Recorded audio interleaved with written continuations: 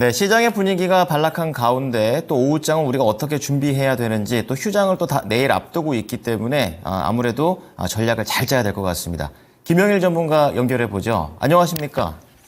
네, 반갑습니다. 김영일 전문가입니다. 네, 좀 힘이 좀 빠졌네요. 오전장 한마디로 하시면요. 네, 잠시 다시 말씀드리겠습니다. 오전장 중동 전쟁 확전 우려감 총선 이유를 봐야 한다 말씀드리겠습니다. 네, 자 이번 주에는 국내외 모멘텀을 다 잡아서 지금 해설을 해주시고 계시는데요. 조금 더 자세하게 들어보겠습니다. 일단은 오늘도 시장이 약간 반등을 하는 듯 하다가 또 빠지는 그런 그림들이 나와주고 있습니다. 아무래도 이제 이번 주에 상당히 좀 중요한 이슈들이 대기 중이기 때문에 그렇다 생각을 해주시면 될 것 같아요. 일단은 이번 주 CPI가 또 발표 예정인데 CPI 같은 경우에 또 이제 이번 주에 살짝 반등이 나올 수가 있다라는 그런 이제 또 의견들이 있거든요. 아무래도 최근에 미국 쪽에서 계속해서 이제 연준의 스탠스가 좋지 않았었죠. 연준의 스탠스를 최근에 보게 되면 경제가 튼튼하고 그러면서 뭐 고용 지표도 잘 나오고 물가 지표는 반등을 하는 그러한 그림이 나오고 있기 때문에 최근에는 금리 인하를 서두를 필요가 없다라는 스탠스였다가 이제는 또 금리 인상도 뭐 필요하면 한 차례 해야 될 수 있다. 약간 이러한 발언들이 나오고 있습니다.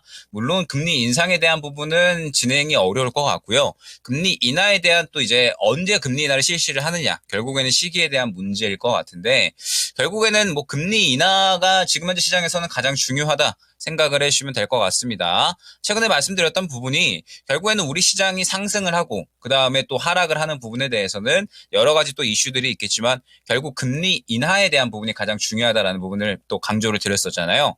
금리 인하를 상반기에 실시할 것이다라는 기대감이 차오르면서 시장이 올라왔었고 최근의 하락은 금리 인하가 늦어질 것이다라는 이러한 우려감들로 전환이 되면서 그 하락이 또 유도가 된 것이기 때문에 이러한 부분들을 봤을 때 이번 주 시장은 CPI가 굉장히 좀 중요하겠구나. 그러면서 약간의 또 CPI가 반등이 나올 것으로 어느 정도 예측이 되고 있는 상황이기 때문에 시장이 CPI가 나올 때까지는 전체적으로 조용할 수밖에 없겠구나라는 그런 예측이 가능한 상황이다 생각을 해주시면 될 것 같습니다.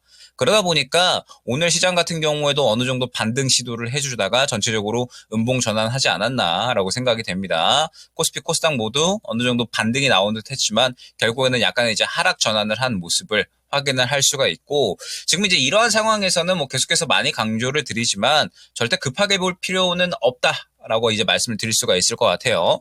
결국 최근에 이제 시장에서 강한 흐름을 나타냈었던 종목들을 보게 되면 역시 뭐 반도체 관련된 종목들이다 볼 수 있을 것 같은데 반도체 관련된 종목들도 지금 뭐 삼성전자도 어느 정도 86,000전자까지 갔다가 추세를 살짝 깨는 이런 흐름들이 나오고 있고 그다음에 뭐 최근에 상승이 잘 나왔었던 반도체 종목들도 전체적으로 약간의 이제 차익 실현에 대한 그림을 슬슬 나타내고 있는 모습을 확인을 할 수가 있거든요. 그러다 보니까 주도주 종목군들도 전체적으로 쉬어가는 흐름이고 뭐 반도체 외 2차전지 같은 경우에도 최근에 워낙에 좀 많이 하락을 했다 보니까 하락을 한 상황에서 어제 약간의 저가 매매가 발휘가 되는 그러한 모습을 확인을 할 수가 있었지만 이게 또 제대로 찐 반등으로 보기는 어렵다라는 부분을 또 어제 말씀을 드렸었죠.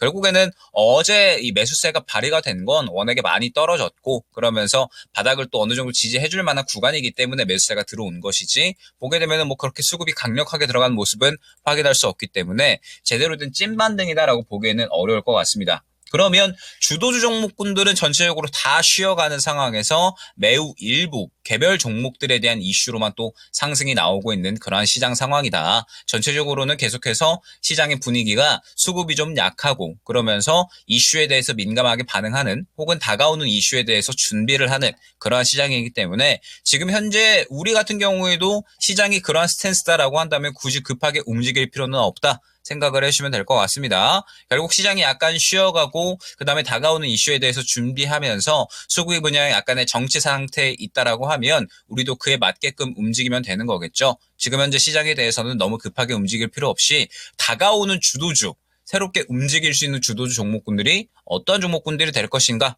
이 부분에 집중해서 시장을 준비를 하면 되지 않을까 생각이 됩니다. 자, 미국의 소비자 물가 지수가 이렇게 중요한 거군요. 꼭 물가가 좀 잡혔으면 합니다.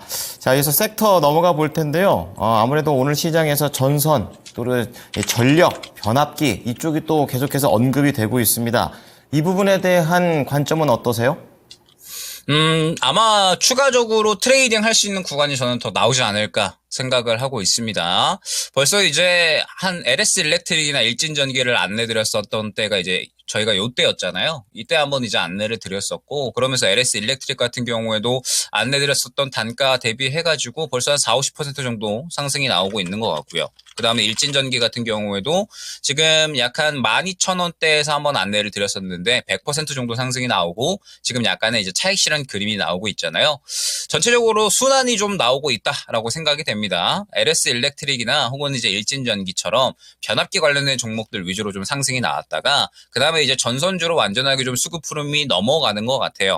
최근에 보게 되면 뭐 대한전선이나 혹은 이제 뭐 가온전선이라든지 전체적으로 이제 전선주로 좀 수급 흐름이 넘어가면서 이제 이쪽 섹터군 내에서도 전체적으로 수급 순환이 좀 나오고 있다라고 생각이 됩니다.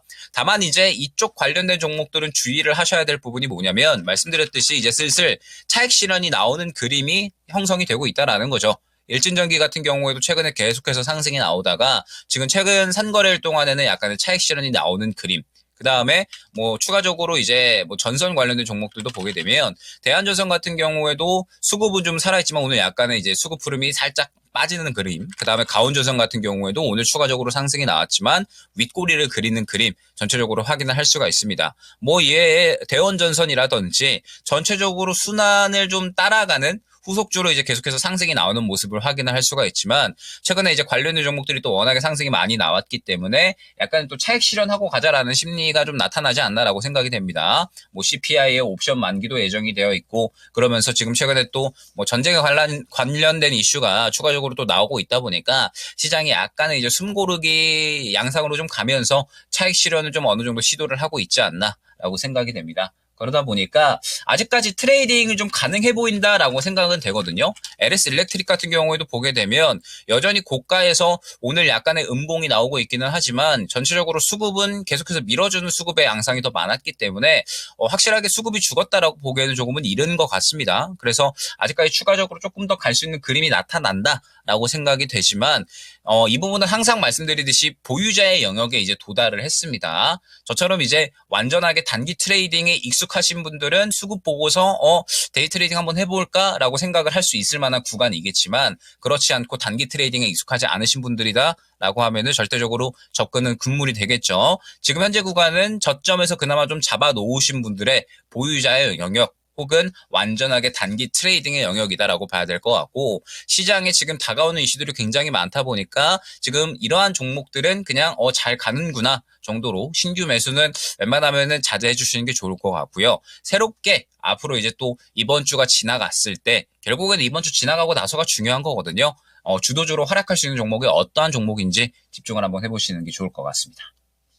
자, 주도주에 대한 그런 얘기들 좀 다뤄봤고요. 두 번째 섹터 좀 보겠습니다. 어떤 거 보십니까?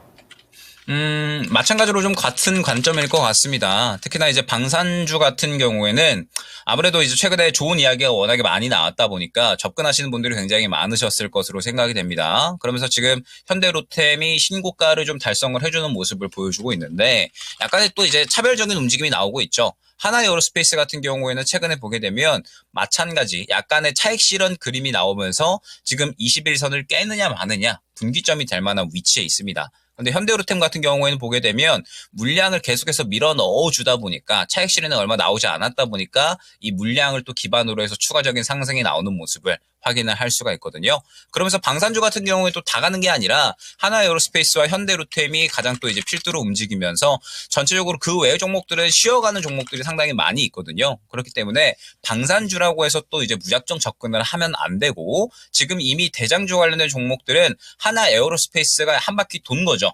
그래서 약간 차익 실현이 나오고 현대로템이 또 바통을 이어받아가지고 상승이 나오고 있는 건데 현대로템 같은 경우에는 지금 워낙에 물량이 또 훌륭하기 때문에 수급이 훌륭하기 때문에 수급적인 부분에 대해서 봤을 때 조금 더 추가적인 상승은 또 가능하지 않을까라고 생각이 됩니다. 신고가를 더 써내려갈 수 있지 않나라고 생각이 되는데 뭐 항상 말씀드리지만 지금 현재 이 상승을 즐기실 수 있는 분들은 이전에 들어갔었던 수급을 잘 보고 살아있구나라고 판단을 해서 그래도 이제 어느 정도 저가 부근에서 타신 분들의 영역이지 오늘 타신 분들은 완전하게 단기적으로 보셔야 된다라는 점을 다시 한번 강조를 드립니다. 내일 총선 쉬는 날이고 옵션 만기 CPI까지 예정이 되어 있다라고 하면 시장이 민감하게 반응을 할 만한 이슈들이 다가오는 거고 이 이슈들이 또 좋다라고 보기에는 지금 시장은 힘들 것 같거든요. 그렇기 때문에 다가오는 이슈들을 좀 대비해서 오늘 같은 경우에는 최대한 포트 정리하고 다가오는 또 주도주들을 계속해서 좀 준비를 해야 되는 것이 중요하다라는 점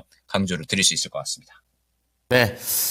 자, 그럼 오후장과 관련해가지고 이제 내일 또 쉬니까 또 잘 또 전략도 짜야 되고 또 방향도 잡아야 될 것 같습니다. 어떻게 할까요? 네, 일단 시장이 단기간에 굉장히 많이 빠진 게 맞거든요. 지금 보게 되면은 거의 7거래일 동안 계속 밀어버리는 움직임만 나오고 있고 그러면서 지금 코스닥 같은 경우에는 단기간에 8% 정도가 빠져버리는 흐름이 나오고 있습니다. 그래서 상당히 좀 빠르게 강하게 뺀 게 맞는 거고요. 만약에 이제 이번 주에 뭐 그래도 뭐 옵션 만기나 그다음에 뭐 CPI 정도만 잘 넘겨주면 반등 시도는 분명하게 해줄 것 같습니다. 그러면 결국에는 지금 시장에서 중요한 게 뭐냐면 제가 이제 저저번 주부터 뭐 계속 리스크 관리에 대한 부분을 강조를 많이 드렸었잖아요. 그러면은 이제 저번 주부터 이번 주까지는 시장을 천천히 보면서 여유롭게 포트 조정을 하는 시기인 겁니다. 그리고 이제 이번 주 전체적으로 이슈들이 좀 어느 정도 넘어가게 되면 시장이 이제 반등 구간을 잡아갈 수가 있잖아요. 그러면 결국에는 반등 구간에 또 주도를 할 수 있는 종목이 어떠한 종목이 될 것인가? 지금은 결국에는 그게 가장 중요하다 생각을 해주시면 될 것 같아요. 지금 전체적으로 주도주 종목군들이 다 쉬고 있잖아요. 주도주 종목군들이 지금 다 쉬어가고 있는 그러한 상황에서 이제 전선 관련된 종목들도 봤더니 너무 많이 상승이 나왔고 이제 또 후발주자들이 따라갔다가 차익 실현이 나오는 그림이 나오고 있고 뭐 방산주 같은 경우에도 너무 많이 상승이 나와서 뭐 하나 에어로스페이스 같은 경우에 차익 실현이 나오고 있고 그러면 최근에 시장 주도했었던 종목군들이 너무 많이 올라가서 슬슬 차익 실현 그림이 나오고 있잖아요.